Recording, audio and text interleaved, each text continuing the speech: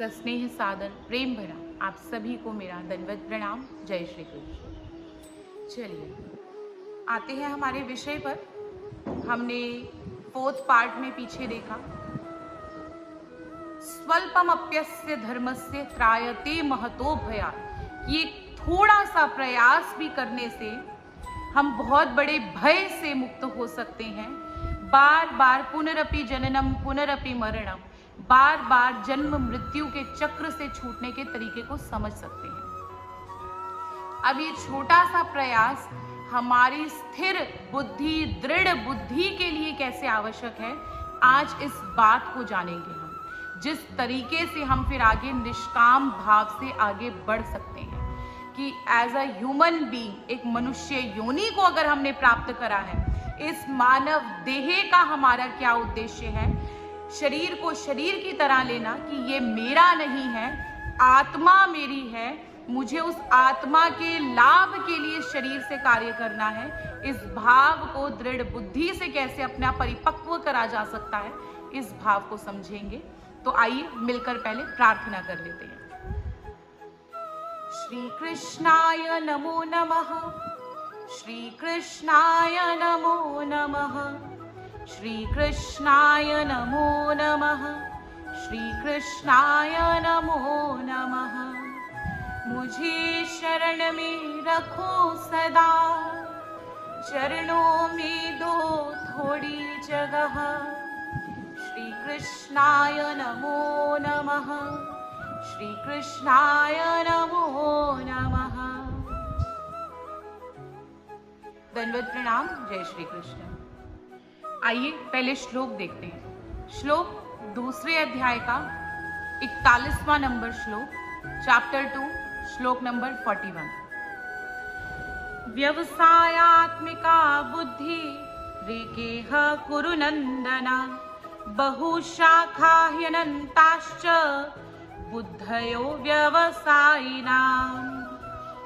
कुरु नंदन मतलब हे कुरुकुल भूषण अर्जुन, इस निष्काम कर्म योग में निश्चयात्मक बुद्धि केवल एक ही होती है, क्योंकि अनिश्चयात्मक बुद्धि वाले अज्ञानी पुरुषों की बुद्धि बहुशाखा अनंता मतलब बहुत सी शाखाओं उपशाखाओं वाली अनंत होती है, यानी कि चंचल होती है। अब इस श्लोक में श्री कृष्ण भगवान अर्जुन को यह समझा रहे हैं कि अर्जुन, इस ईश्वरीय निष्काम कर्म योग में निश्चयात्मक बुद्धि एक ही होती है, लेकिन सकाम कर्म योग में अज्ञान पुरुष की बुद्धि अनेक होती है। जैसे उदाहरण रूपी भी समझे हम कि मनुष्य के मन में चंचलता होने की वजह से अनेक कल्पनाएं आती रहती हैं।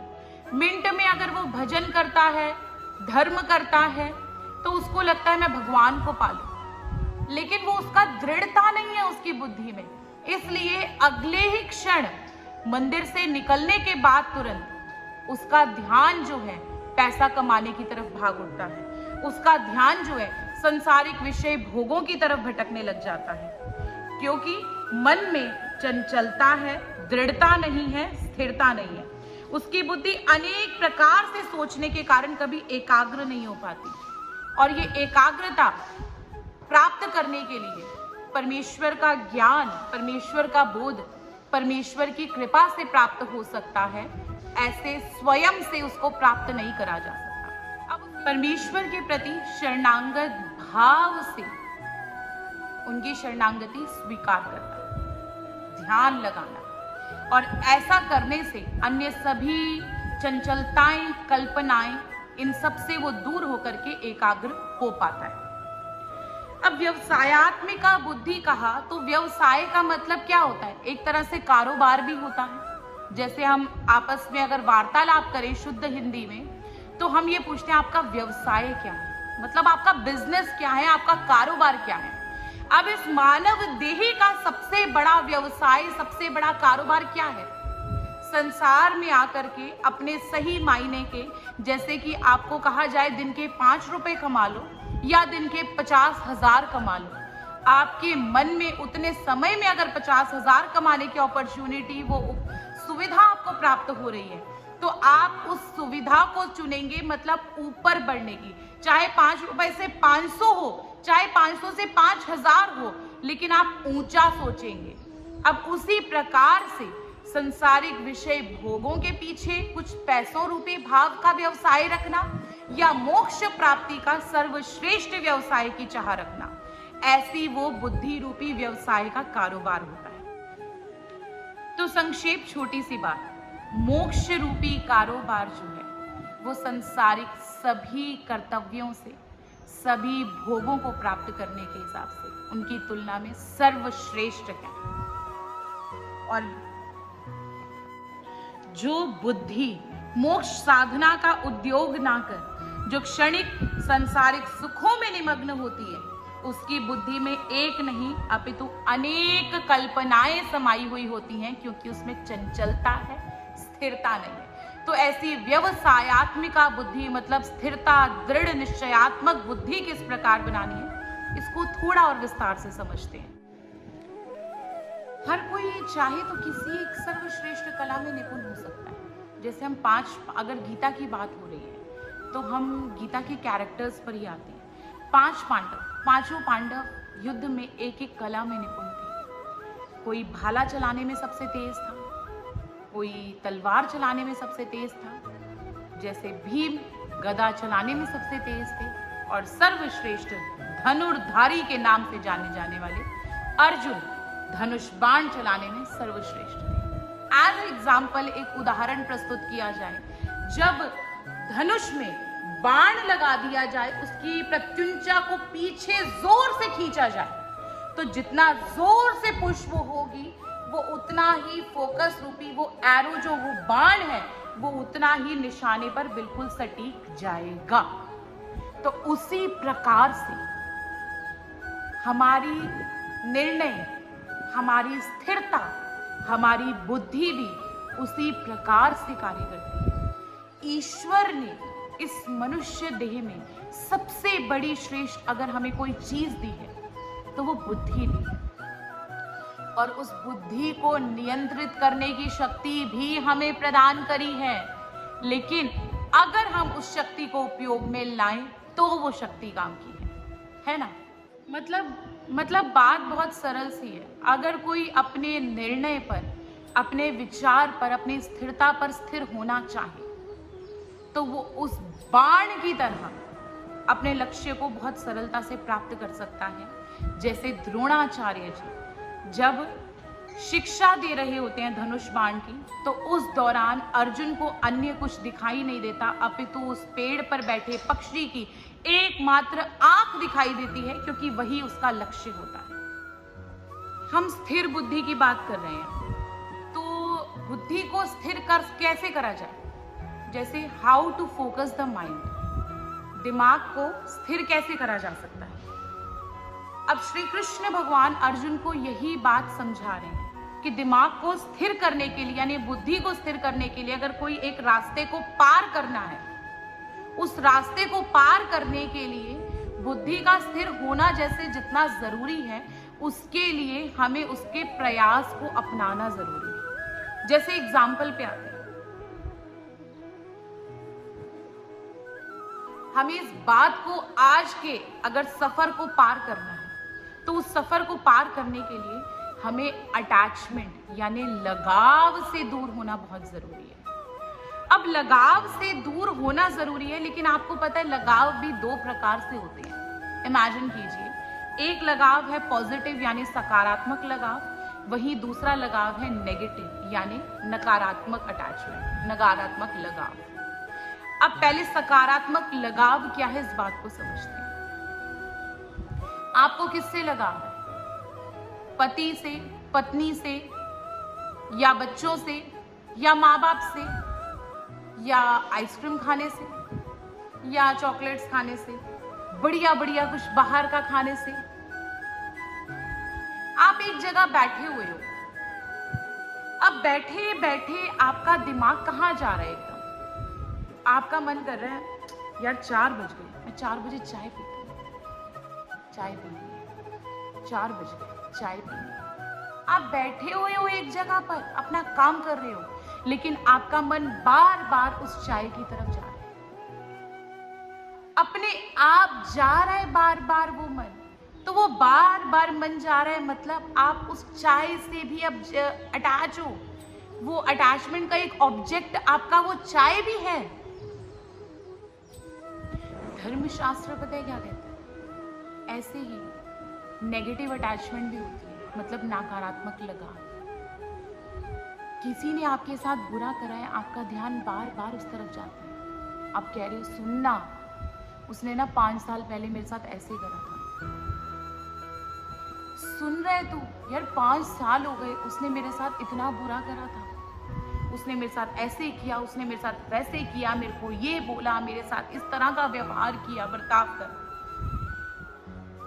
बार बार वही चीज चल रही है, मतलब हम बार बार उसी बुरे चीज का भजन कर रहे हैं। जैसे बार बार जो हमने सकारात्मक लगाव की बात करी, बार बार ध्यान उस मोह में, उन लोगों में, खाने पीने में जा रहे हैं। सेम फॉर्मूला यहाँ पर भी हो रहा है, आपका दिमाग बार बार उन्हीं सब चीजों में जा रहा है। इसको कहते हैं नकारात्मक लगाव होना। मतलब ज्ञान के नजरिए से इसको देखें तो ये अटैचमेंट है, क्योंकि आपका दिमाग उससे जुड़ा हुआ है। भले ही आपको फिर दुनिया से ईर्ष्या हो, दुनिया से डर हो, दुनिया से घृणा हो, लेकिन इसका सब कुछ डिवाइड एंड रूल अगर आप करोगे तो इज इक्वल टू सिर्फ एक चीज आएगा कि आपका दिमाग, आपकी बुद्धि उससे अटैच है। हम हमारे दिमाग में जो भी कुछ लाते हैं उसका डबल हमारे दिमाग में आता है। हमने किसी से सकारात्मक लगाव रखा, हम उसमें घुसते गए, डे बाय डे वो और गहरा होता गया। हमने किसी से नकारात्मक लगाव करा, वो डे बाय डे और गंदगी करता गया हमारे दिमाग में। लेकिन अगर इस सब से उठ करके अगर हमने भगवान से लगाव करा तो हम इतने ज्यादा डे बाय डे प्यूरिफाई होते गए, शुद्ध होते गए कि हम मनुष्य योनि में, मानव देह में आने के उस उद्देश्य को समझ सके। और फिर भगवान ने भी कहा प्राउड ऑफ यू, तू सच में मेरा ज्ञान प्राप्त करने लायक है, तू सच में, अब मैं तुझे हेल्प करता हूं कि तुझे व्यवसायत्मिका बुद्धि, तुझे स्थिरता बुद्धि, निश्चयात्मक बुद्धि किस तरह से बनानी है, उसका प्रयोग, उसका रास्ता तुझे मैं भी दिखाता हूं। चल, अब मैंने तेरा हाथ पकड़ा हुआ है। मतलब सकारात्मक लगाव, नकारात्मक लगाव, जो भी बात, फ्रेंडशिप की तरफ बहुत बढ़ना या हेट्रेड की तरफ बहुत ज्यादा बढ़ना, दोनों ही तुलनाओं में हमें न्यूट्रल रहना, एक सम रहना जरूरी है। हम ऐसा क्यों नहीं कर पाते? क्योंकि हमने हमारे दिमाग में ये चीज फिट करी हुई है, सोचा हुआ कि ये जो दुनिया है ना, ये खुशियों की चाबी है, इसलिए हम इसके पीछे भागते रहते हैं। अब उसके पीछे भागते हुए हम जितना कमा रहे हैं, जितना अर्न कर रहे हैं, उसमें हम 3 गुना कमा लें, 10 गुना कमा लें, 30 गुना कमा लें। एक टाइम ऐसा आता है जब हम समझ पाते हैं कि यार इसके पीछे भागना मना बेकार है। मैं अब तक पीस क्यों नहीं प्राप्त कर पा रहा? मैं अब तक शांत क्यों नहीं हो पा रहा? इतना होने के बाद भी जिस दिन इस बात को समझ जाते हैं, फिर उसकी तुलना में अगर हमारे पास 100 गुना भी आ जाए तो हमें फर्क नहीं पड़ता। हम इस लड़ाई से अपने आप शांत हो जाए। हमें इस दुनिया में रहते हुए, संसार में रहते हुए, संसार ये खुशियों की चाबी नहीं है। इस बात को पूरी तरह से समझते हुए हमें भगवान के पीछे जाना, इस बात को समझना जरूरी है। और इसी बात को समझने को सही मायने में कहते हैं सकारात्मक या नकारात्मक। इन सभी से पूरी तरह से, इनके लगाव से दूर होना, एक सम रहना। श्री कृष्ण भगवान यही कह रहे हैं कि अर्जुन, इस बात को अगर तुम समझ गए तभी तुम स्थिर बुद्धि ला पाओगे, बुद्धि की दृढ़ता को समझ पाओगे, व्यवसायत्मिका बुद्धि बन पाओगे। मतलब कुछ बातों से खुद को निकालने के लिए अपने दिमाग में भी खुद कहना जरूरी होता है। उसी प्रकार से शब्दों में अपने दिमाग का कहना जरूरी है कि भाई ये दुनिया मेरी नहीं है, जो खुशियां मुझे चाहिए, जो हैप्पीनेस मुझे चाहिए, वो ये दुनिया मुझे दे ही नहीं सकती। इसे ही कहते हैं व्यवसायत्मिका बुद्धि, दृढ़ बुद्धि। और जिस दिन पूरी तरह से दिमाग आपको ये कह दे, उस दिन समझो आपका काम पूरा हो गया। अब भटकने वाली कोई बात नहीं बची। अगर आपकी बुद्धि दृढ़ नहीं है तो आपका दिमाग अपने आप से वापस उसकी तरफ जाएगा। तो सबसे पहले एकदम से झट बात समझ आती, दृढ़ता तो आनी नहीं है बुद्धि में, तो सबसे पहले जरूरी क्या है, उसको प्रयास करना, बार बार अपनी बुद्धि को दृढ़ करने के लिए, उस लेवल की व्यवसायत्मिका बुद्धि बनाने के लिए। उदाहरण रूप पर अगर हमें कोई खाने की चीज पसंद है, वो वैरायटी, वो चीज हमारे सामने पड़ी हुई है वो खाने की, तो हमारी कंट्रोल क्या बनता है, हमारे दिमाग में इस बात को बिठाना कि ये मेरे लिए एक जहर है, मुझे इसको नहीं खाना। अगर आपने जहर वाली बात दिमाग में डाली तो आप उस चीज को नहीं खाओगे, क्योंकि बुद्धि दृढ़ हो गई उस टाइम। लेकिन आपके मन में सिर्फ यही है कि यार अभी नहीं खाना, तो बार बार उसकी तरफ मन जाएगा। कहते हैं ना जीभ लपलपाई, तो बार बार वो जीभ लपलपाएगी और हम उसको खा लेंगे।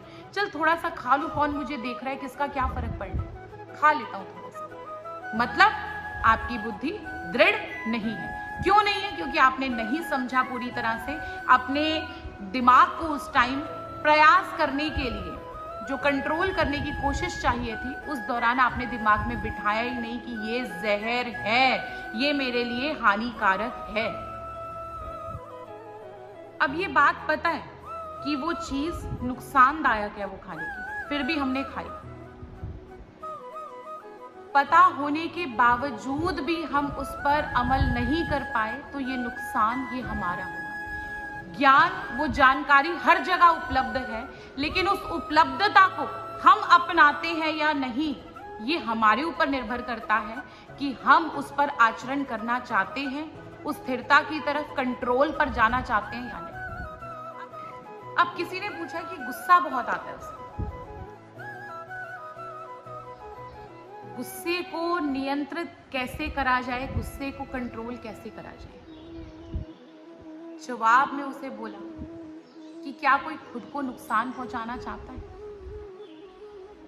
उत्तर एक ही कि खुद से खुद को कोई नुकसान नहीं पहुंचाना चाहता।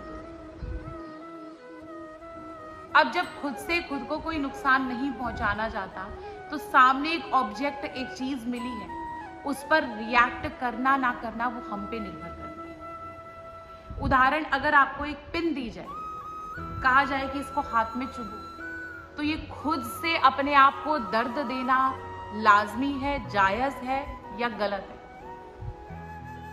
तो सरल सी बात है, मैं खुद से खुद को दर्द क्यों दूं? उसी तरह से उस ऑब्जेक्ट ने, उस जरिए ने अगर हम पर कोई रिएक्शन लाने की कोशिश करवाई, तो हम खुद को गुस्से में लाकर 100 सुइयां खुद को क्यों चुभोए? बात सुनने में बहुत अच्छी है, लेकिन फायदा तब है जब इसको अमल में लाया जाए, क्योंकि गुस्सा करने के बाद में रिग्रेट, पछतावा, वो हमेशा होता है। अब उस पछतावे में 100 सुइयां चुभोना अपने आप को, वो उचित है या रिएक्शन ना देना वो उचित है? क्योंकि रिएक्शन देने के बाद, प्रतिक्रिया करने के बाद, खून भी खुद का जलना है, दिल भी खुद का दुखना है, मन बेचैन भी खुद का ही होना है। ओहो, मुझे गुस्सा आ गया, मैंने खुद को 100 सुइयां चुभाई, मैंने खुद से अपना खून जलाया। अब इस बात में, इस गिल्ट में आने की बजाय, ये ज्ञान, मुझे खुद को सुइयां नहीं चुभोनी, मुझको खुद को गिल्ट में नहीं लाना, इस ज्ञान का, हमारी बुद्धि का कमांड देना बहुत जरूरी है। और जब ये कमांड हमें आने लग जाए, वो कंट्रोल आ जाए, तो वही इज इक्वल टू आता है हमारा व्यवसायत्मिका बुद्धि, यानी कि दृढ़ बुद्धि। इस व्यवसायत्मिका बुद्धि मतलब दृढ़ बुद्धि के प्रयास के लिए सबसे पहले ज़रूरी है कि हम खुद इस बात को समझें कि ये शरीर मेरा नहीं है, मेरी आत्मा है। मैं इन खुशियों के लिए, संसारिक खुशियों के लिए इसमें नहीं भटक रहा, अपितु मेरा उद्देश्य कुछ और है, मेरा लक्ष्य कुछ और है। जितना मैंने इस संसार की खुशियों को पाने के लिए प्रयास करा है, क्या उसका आधा प्रयास भी मैंने भगवान के लिए, कुछ उनको अपना बनाने के लिए, उनको अपना समझने के लिए करा है? खुद से जब ये सवाल खड़े होते हैं तो बुद्धि का मतलब हमारी दृढ़ता की ओर आना शुरू हो रहा है, व्यवसायत्मिका बुद्धि बन रही है। श्री कृष्ण भगवान भी अर्जुन को यही समझा रहे हैं कि अगर प्रत्युंचा खींच करके बाण का लक्ष्य पूरी तरह से अपने उद्देश्य की ओर लिया जाए तो हमारा व्यवसायत्मिका बुद्धि बनना निश्चित है, हमारा दृढ़ता की ओर आना निश्चित है। इस चंचलताएं, जो अनेक प्रकार की वासनाएं, इच्छाएं, मनोकामनाएं जो हमें बार बार भ्रमित करती हैं, उससे हम बहुत सरलता से हट करके अपने लक्ष्य को प्राप्त करने के लिए कामयाब हो सकते हैं, सफल हो सकते हैं। सो हे कुरुकुल के नंदन अर्जुन, व्यवसायत्मिका बुद्धि रे के ह कुरु नंदन। व्यवसायत्मिका बुद्धि हे कुल अर्जुन एक होती है, बहु शाखायनन्ताश्च बुद्धयो व्यवसायिना। और जो चंचल बुद्धि होती है उसकी हमेशा यहाँ वहाँ इधर उधर इन सब चीजों में हमेशा वो उलझी भ्रमित रहती है। तो मकड़ी के जाल में फंसने की बजाय सीधा ऊपर आराम से चढ़ने का एक लक्ष्य प्राप्त कर लेना, उस जरिए को समझना ज्यादा जरूरी है। चलिए आज्ञा दीजिए मुझे, तब तक के लिए दंडवत प्रणाम। जय श्री कृष्ण। आशा करती हूँ आप सभी स्वस्थ हैं, सकुशल हैं। पुनः आप सबसे जल्दी मुलाकात होगी और ईश्वर से प्रार्थना करती हूँ कि महाराज आप सभी को, हम सभी को स्थिरता प्रदान करें। दंडवत प्रणाम।